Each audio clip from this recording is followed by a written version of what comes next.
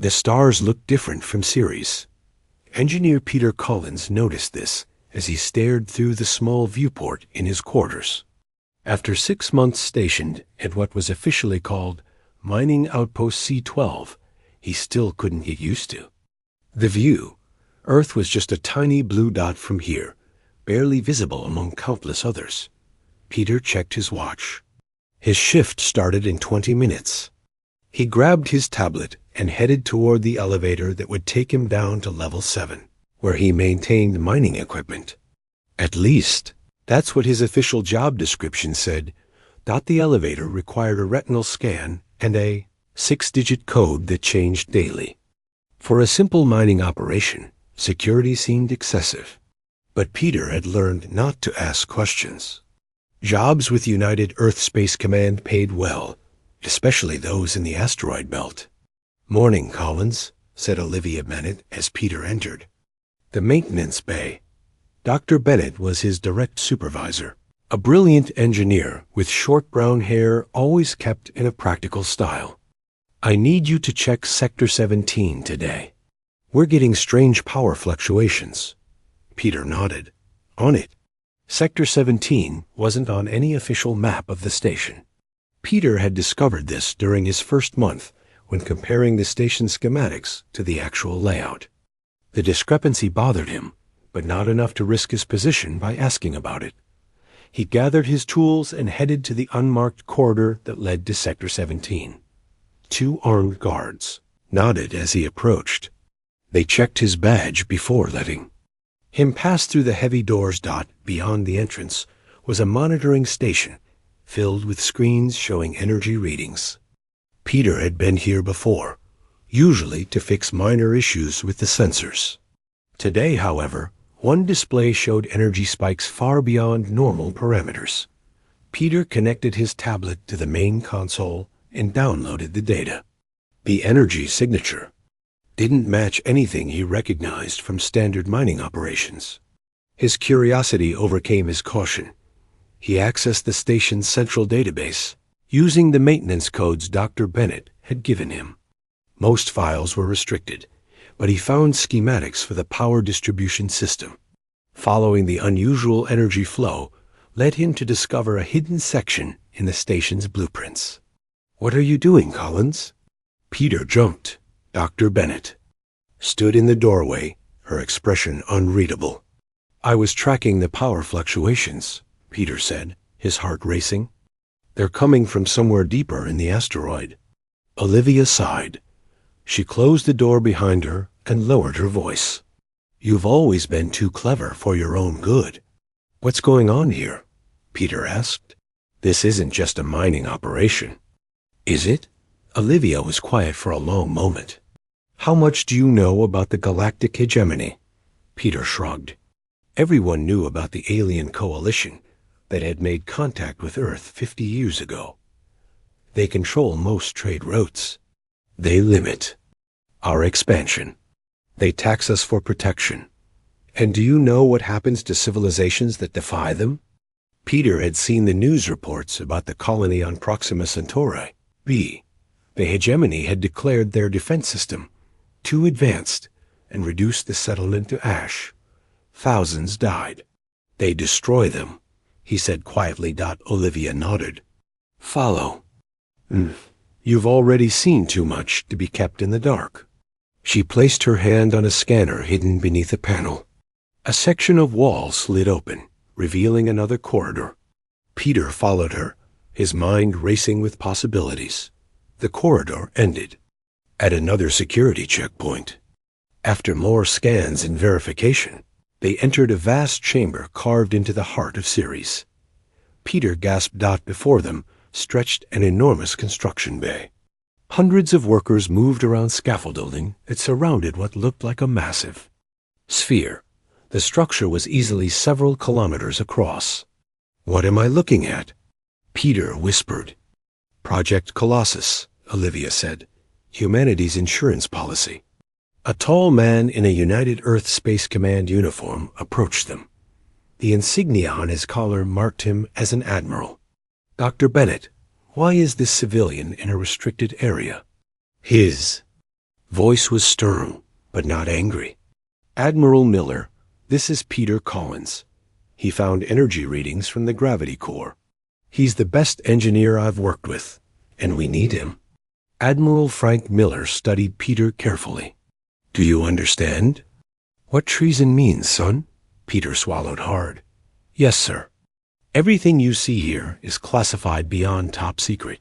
The hegemony believes we're mining minerals. If they discover what we're really building, they'll wipe out Earth without hesitation." Peter looked again at the massive construction. "What exactly are we building?" "A warship," Olivia said. "The first of its kind. We're using the asteroid as camouflage during construction. But it's enormous," Peter said. "It must be nearly the size of a small moon." Admiral Miller nodded. "Conventional. Warships can't stand against the hegemony fleet. We needed something they couldn't possibly expect." As they walked closer to the construction, Peter began to understand the scale. Workers looked tiny against the massive hull. Heavy machinery moved giant components into place. "How long has this been going on?" Peter asked. 15 years, Olivia sighed. "We have 7 more ships in various stages of construction throughout the asteroid belt. This one is the most advanced." Admiral Miller led them to a viewing platform that overlooked the central part of the sphere. "This is why we're getting energy fluctuations. The gravity core is being tested today."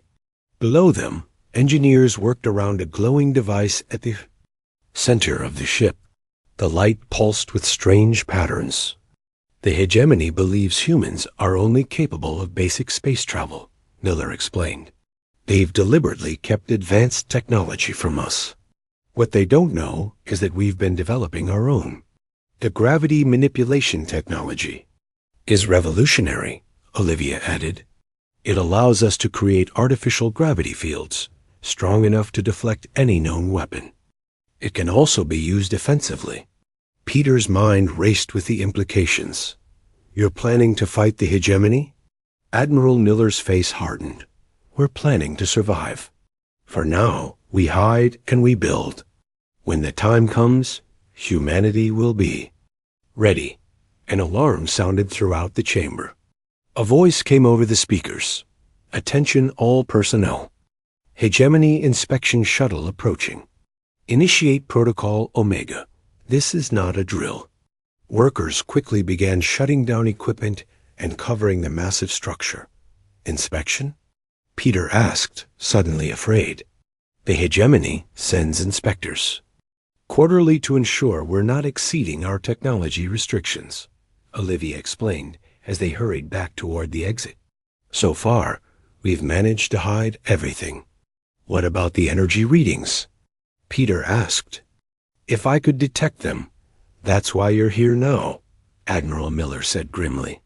"We need you to help mask those readings before the inspector arrives." As they rushed back to the monitoring station, Peter realized his life had changed forever. He was now part of something much bigger than himself, humanity's secret defense against alien domination. "The inspector is Inspector Zaxville," Olivia said, her voice tight with worry. "He's thorough and suspicious by nature. How long do we have?" Peter asked. 2 hours, Admiral Miller replied. "Can you help us, Collins? Will you join Project Colossus officially?" Peter thought about Earth, a small blue dot in the vastness of space. He thought about the colonists who had died when they defied the hegemony. Then he looked at the determination on the faces of Olivia and Admiral Miller. "I'm in," he said. "Tell me what to do." 3 years passed quickly for Peter Collins.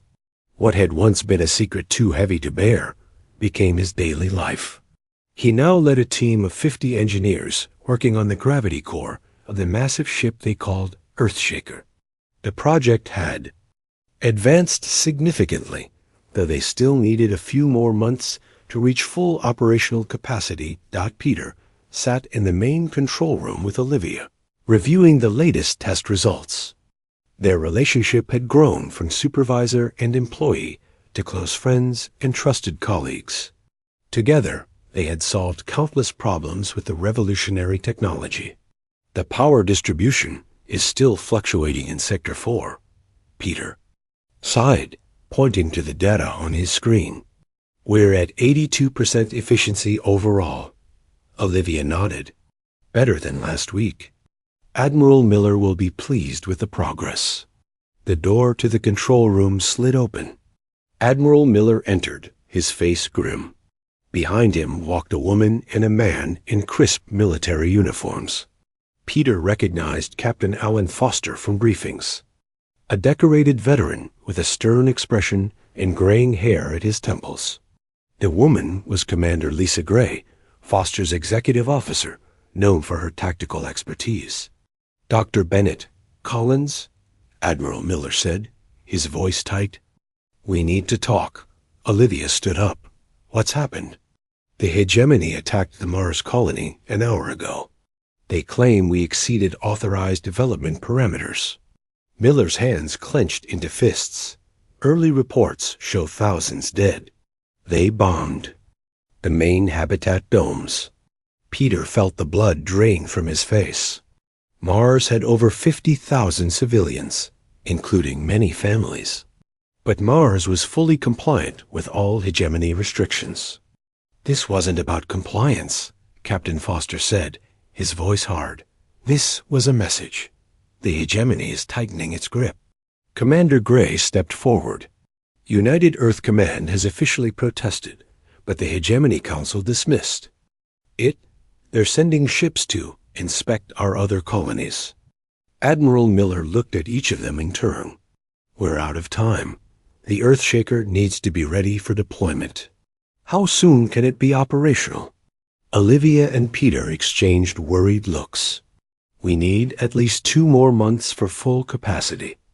Olivia said, We don't have 2 months, Miller replied. Earth Command has authorized Project Colossus to move forward.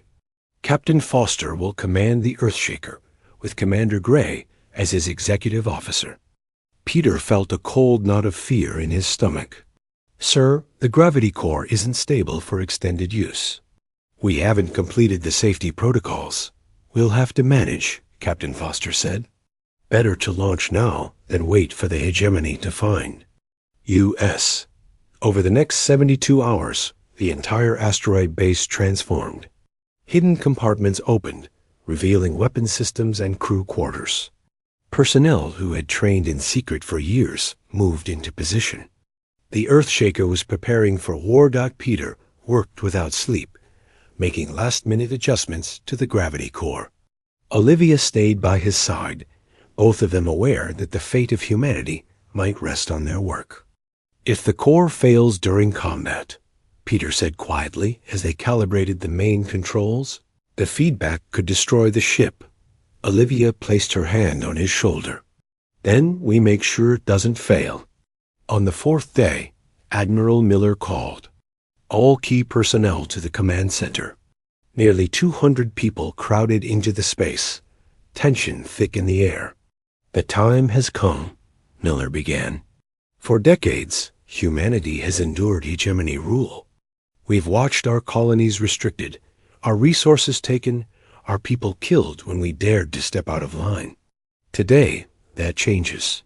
He activated a holographic display showing the solar system. A blinking red dot appeared near Mars, where hegemony.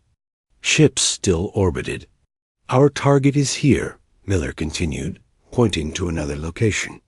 The Arcturus system, home to the hegemony's largest shipyard. Captain Foster will take the Earthshaker there and deliver a message the hegemony cannot ignore.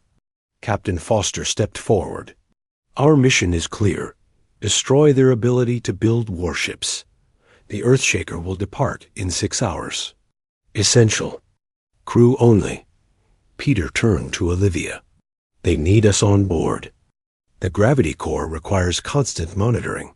Olivia nodded. I already volunteered us both. The final preparations moved with practiced efficiency. Though they had never actually launched the massive ship, the crews had run thousands of simulations. Each person knew their role. Peter and Olivia took their stations in the engineering section, surrounded by a team of 20 specialists. Their job was to keep the gravity core stable during the ship's first real operation. "Begin departure sequence." Captain Foster's voice came over the speakers. The outer shell of asteroid Ceres, which had hidden the Earthshaker for years, began to separate. Massive sections of rock pulled away, revealing the true form of humanity's secret weapon to space for the first time. The Earthshaker was a perfect sphere, its metallic surface gleaming in the distant sunlight. Nearly the size of Earth's moon, it dwarfed any ship ever built by humans or any known species. Weapon emplacements dotted its surface, and massive engines glowed at its southern pole. On the bridge, Commander Gray monitored the separation. "All sections clear, Captain.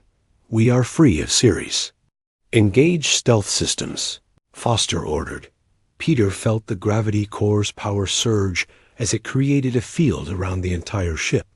This field not only provided defense, but also bent light around a vessel, making it nearly invisible to sensors.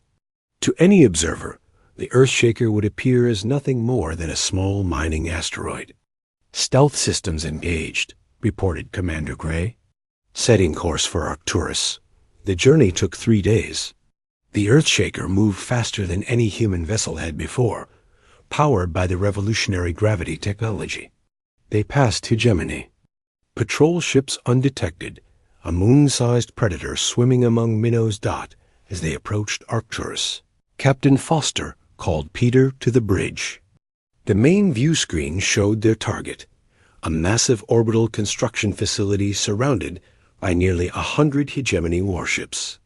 "Collins," Foster said, "I need to know the core's status. Can it handle combat operations?" Peter studied the readings. On his tablet, the core is stable at 82%. "We can manage defensive operations and one major offensive strike." Foster nodded. "One strike is all we need." He turned to Commander Gray. "Prepare to drop stealth. Weapon systems to full power." Gray's fingers danced across her console. "All systems ready, Captain." "Send a message to Earth Command," Foster ordered. "Operation Colossus is commencing." The Earthshaker dropped its camouflage. The massive sphere suddenly appeared in the Arcturus system, causing immediate chaos among the Hegemony fleet. Alarm signals flashed across Hegemony communications channels. "They're scrambling their ships," Commander Gray reported. "They don't know what to make of us." Captain Foster stood tall on his bridge. "Let's show them. Target the shipyard. Full power to the gravity lance." At the heart of the Earthshaker, the gravity core pulsed with energy. Peter and Olivia worked frantically to maintain stability as power flowed to the ship's main weapon. "Gravity lance charged," reported the weapons officer. Foster's voice was cold and clear. "Fire." A beam of concentrated gravitational force erupted from the Earthshaker, striking the Hegemony shipyard. Metal twisted and broke as gravity itself became a weapon. The entire structure collapsed in on itself, crushing ships under construction and destroying decades of Hegemony military power. In seconds, the battle had begun. Humanity's secret was now revealed to the galaxy. News of the Earthshaker's attack spread across the galaxy faster than light. Quantum communication relays carried the information to every corner of Hegemony space. Within hours, footage of the massive sphere destroying the Arcturus shipyard reached Earth. People gathered in streets and homes, watching in stunned silence. For most citizens, this was the first they had learned of Project Colossus. Reactions mixed between fear, pride, and uncertainty about what would follow. In the Grand Chamber of the Galactic Council, representatives from 17 major species gathered for an emergency session. The massive room buzzed with nervous energy as delegates whispered among themselves. The Hegemony had ruled for thousands of years, and now a supposedly minor species had challenged that rule. Overlord Vexcar, the Hegemony Prime, stood at the central podium. His scaled skin flushed dark purple with rage. "The humans have violated every treaty," he hissed to the assembly. "They have built weapons of mass destruction in secret. They have attacked a peaceful shipyard. This cannot stand." Many council members nodded in agreement. The hegemony controlled their worlds too. "I demand immediate sanctions against Earth," Vexcar continued, "and I call for a combined fleet to eliminate the human threat before they can strike again." A small figure approached the speaking platform.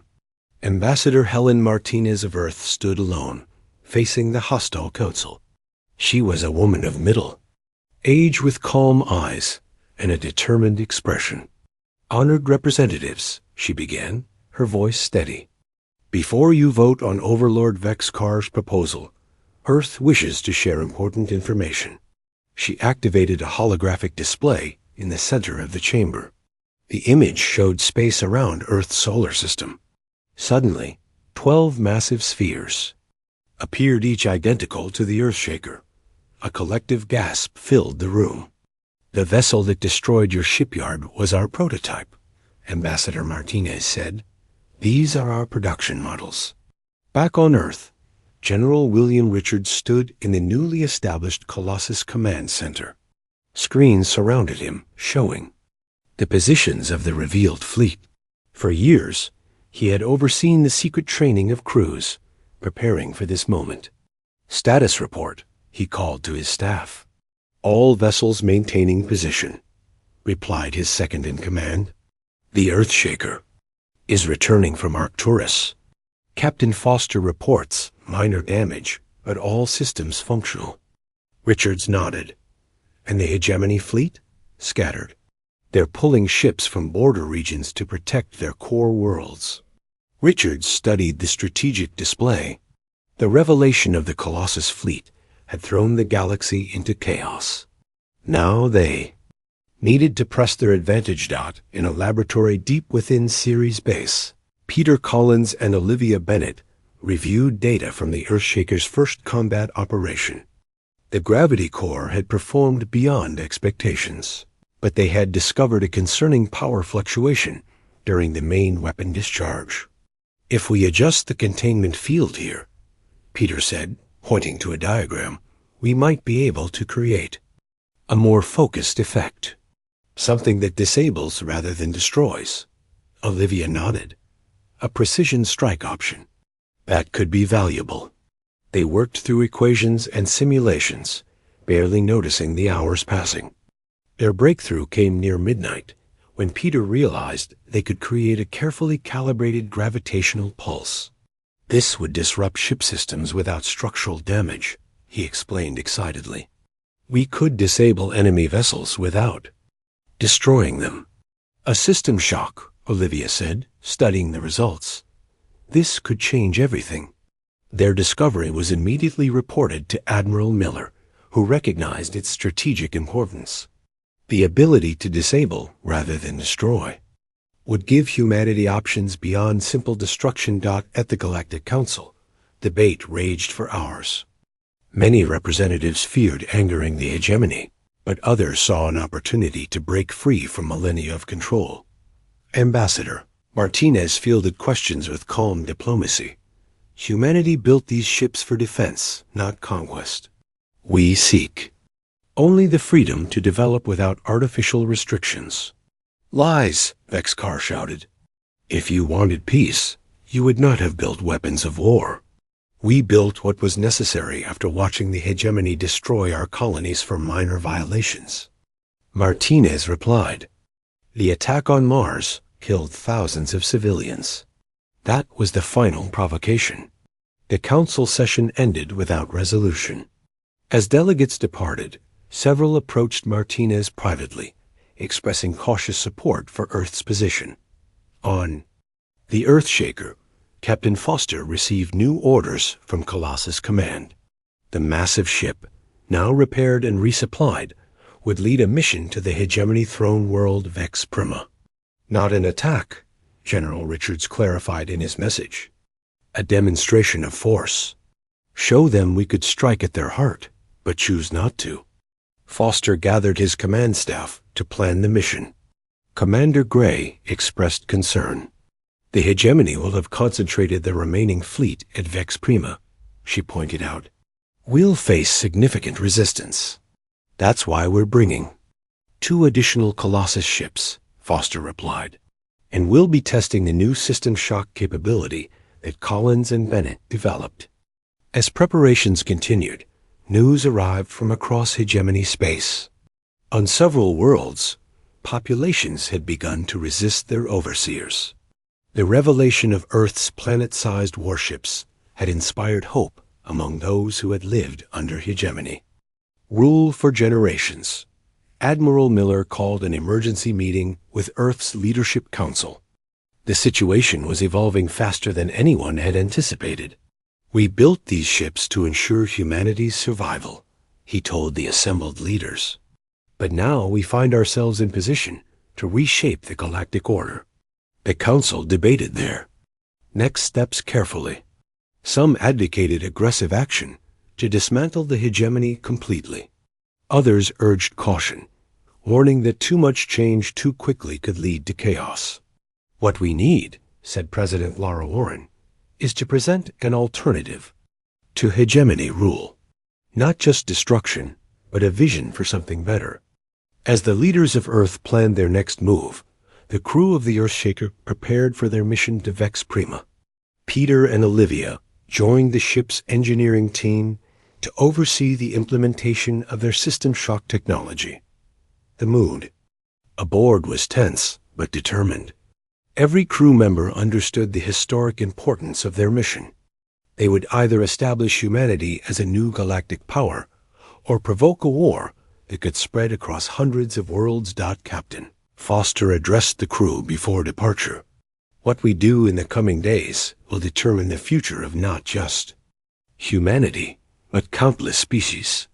We have built something unprecedented.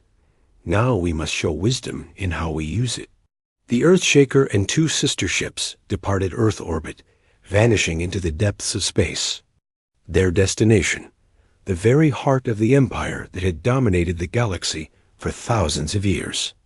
Behind them, 11 more Colossus vessels maintained position around Earth, a guardian fleet protecting humanity's homeworld from whatever might. Come next. As they traveled, Peter stared out a viewport at the endless stars. I never imagined we'd get this far, he said quietly to Olivia. She nodded. The question now is, where do we go from here? The arrival of 3 Colossus vessels in the hegemony home system caused immediate panic. Vex Prima, a throne world of the mighty empire, had never been threatened in its 5,000-year history. Now, 3 moon-sized warships hung in space. Above the planet, their massive forms visible even from the surface. Hegemony ships moved to intercept, but their efforts seemed small and futile against the enormous human vessels. Captain Foster watched from the Earthshaker's bridge as hegemony. Citizens on the planet below fled their homes, expecting destruction to rain down at any moment.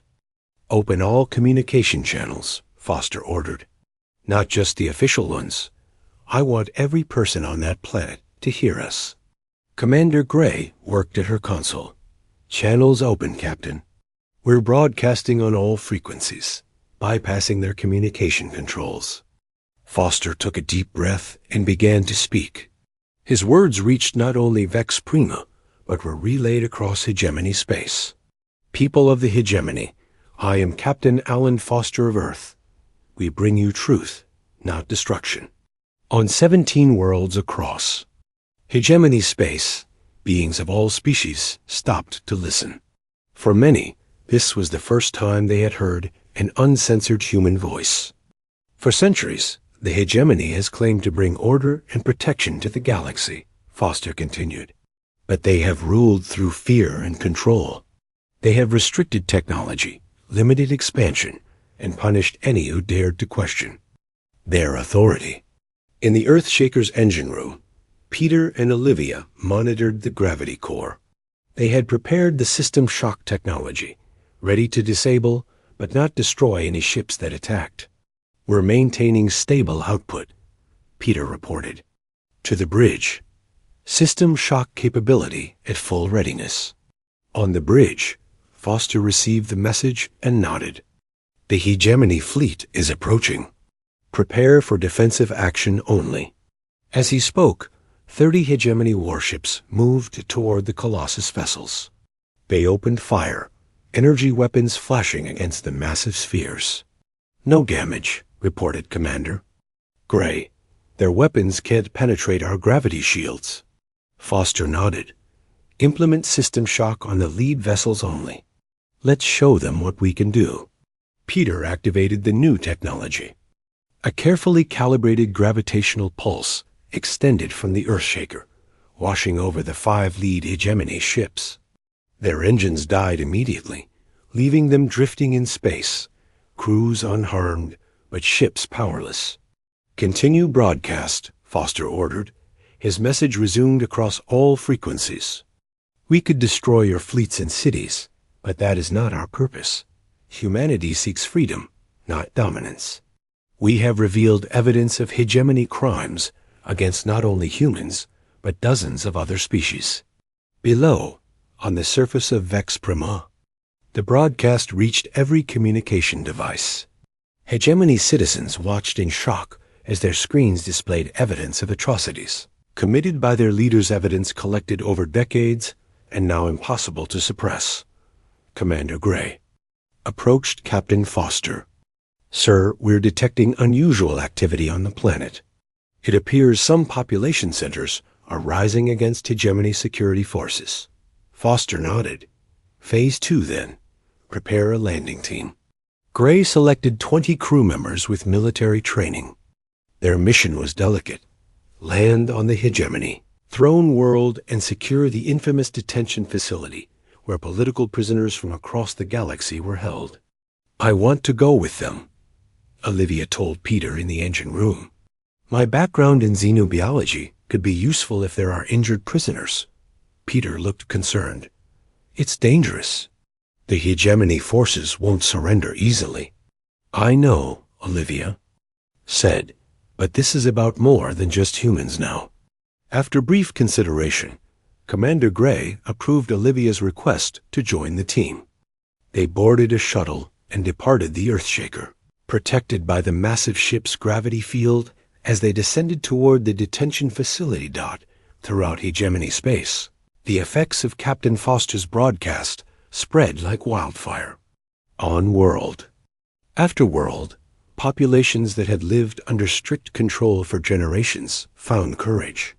Security forces loyal to the hegemony suddenly faced resistance from all sides.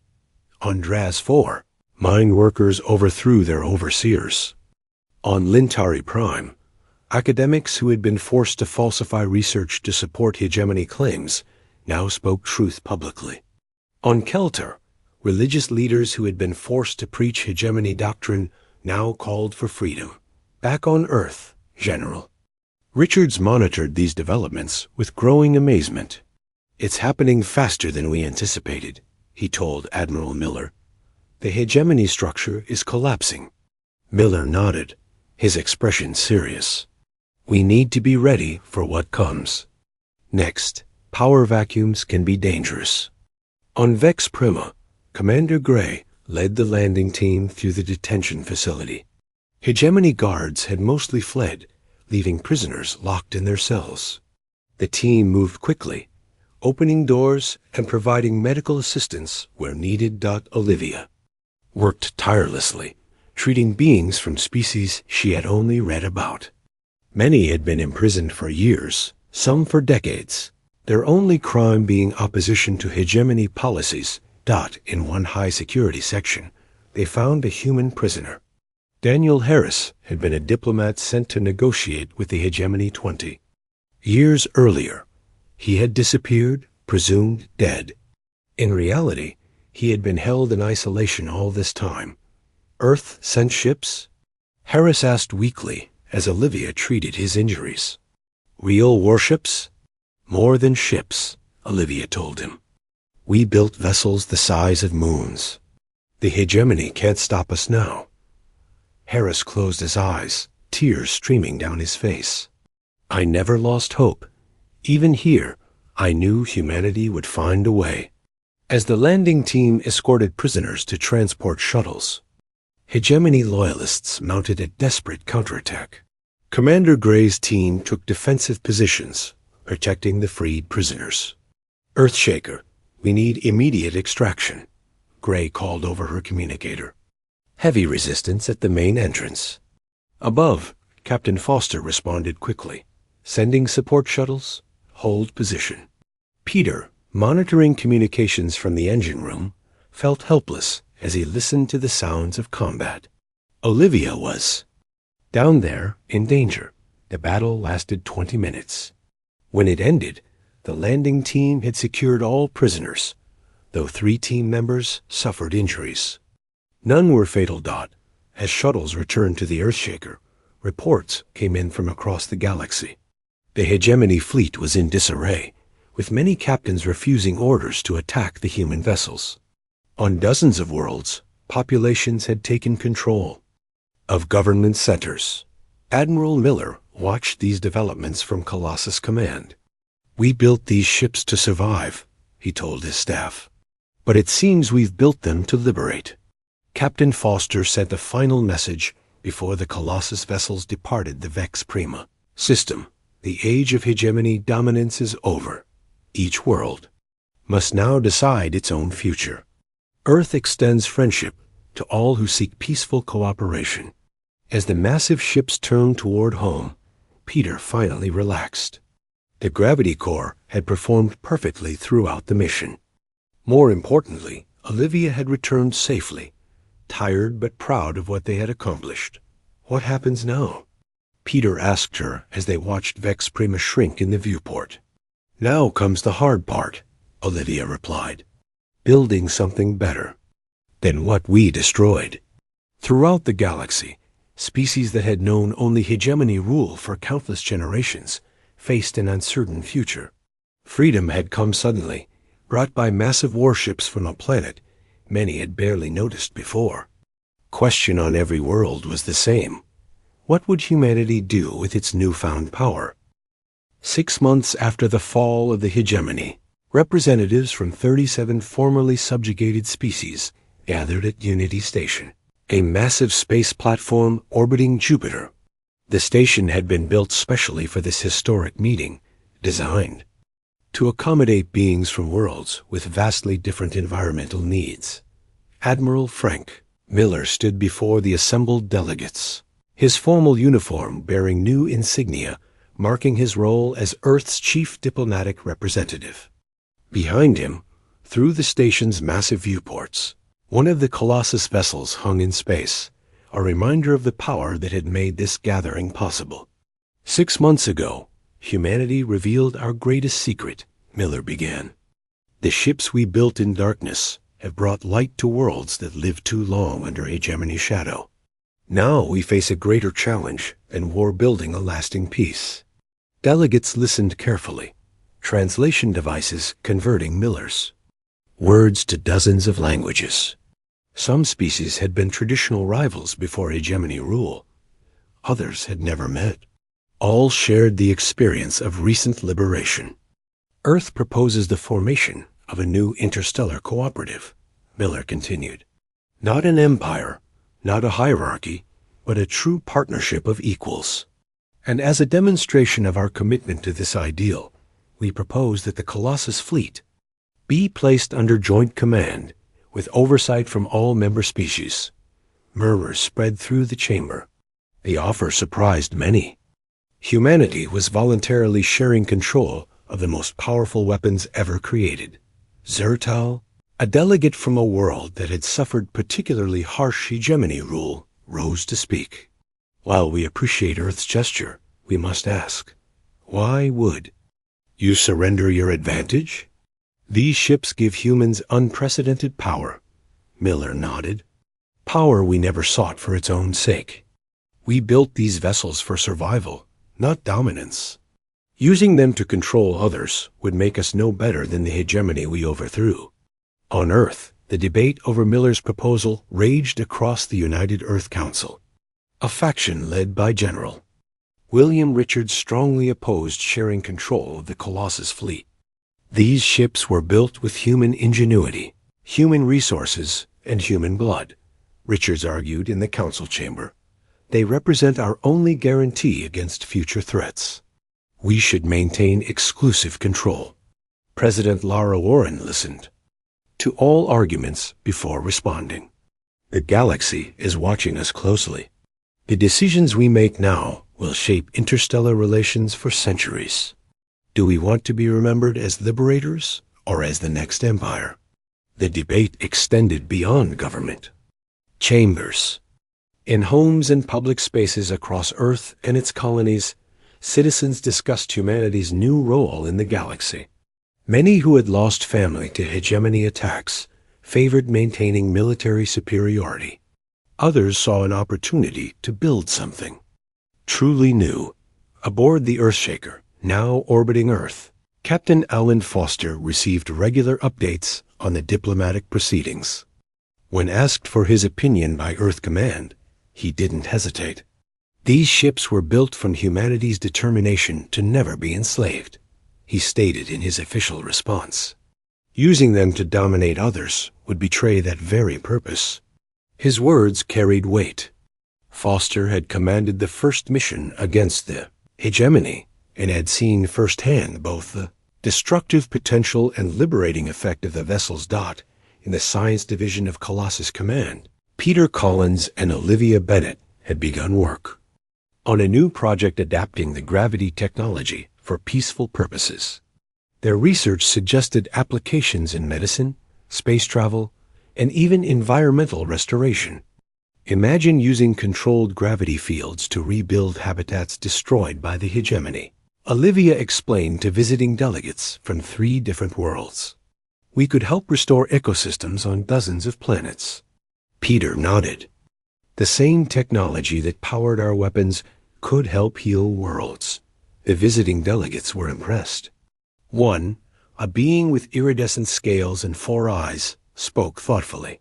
Perhaps this is the true test of advancement, not building weapons of greater destruction, but turning those tools toward creation. After 2 weeks of intense negotiation at Unity Station, the delegates reached agreement. The interstellar cooperative would be formed, with each member world having equal voice, regardless of size or military strength. The Colossus vessels would maintain their human engineering crews, but would include representatives from all member species in their command structure. On the day the treaty was signed, Admiral Miller stood with representatives from all 37 worlds.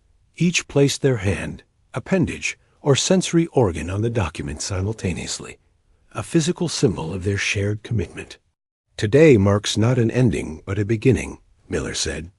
The work ahead will be difficult, but together we can build a galaxy where no empire can subjugate another, where the strong protect the vulnerable. As news of the treaty spread, most human colonies celebrated. A few expressed concern about sharing control of their powerful fleet, but most saw wisdom in the approach. Better to have many allies than to stand alone, powerful but isolated. The Earthshaker prepared for its new role. As the flagship of the cooperative fleet, it would carry representatives from all member worlds. Its first mission would be humanitarian, delivering supplies and medical aid to worlds still recovering from hegemony rule. Commander Lisa Gray, now promoted to captain following Foster's appointment to the cooperative's Joint Military Council, stood on the bridge of the Earthshaker. She watched as delegates from 12 different species boarded the massive vessel, each assigned to key positions in the ship's new command structure. Captain's log, first entry under cooperative command, she dictated. In secret, we forged these ships to ensure our survival.